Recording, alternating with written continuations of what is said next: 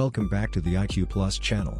As a country that is called a superpower country, of course, what makes America, has a myriad of supplies of military equipment, one of which is a giant transport plane. The Lockheed C-5 Galaxy.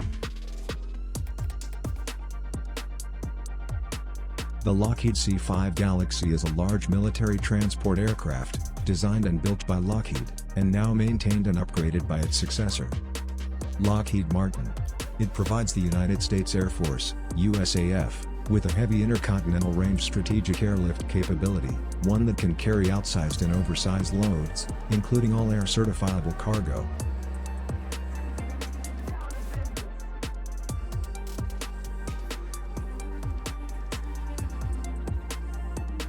The Galaxy has many similarities to the smaller Lockheed C-141 Starlifter and the later Boeing C-17 Globemaster III.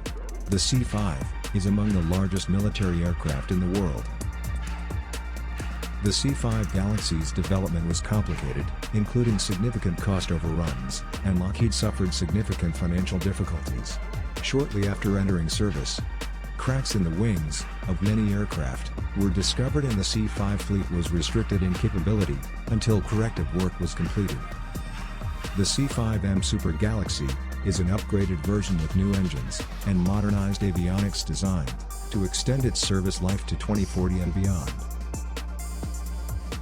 The USAF has operated the C-5 since 1969. In that time, the airlifter supported U.S. military operations in all major conflicts including Vietnam, Iraq, Yugoslavia, and Afghanistan, as well as Allied support, such as Israel during the Yom Kippur War and operations in the Gulf War. The Galaxy has also distributed humanitarian aid, provided disaster relief, and supported the U.S. space program.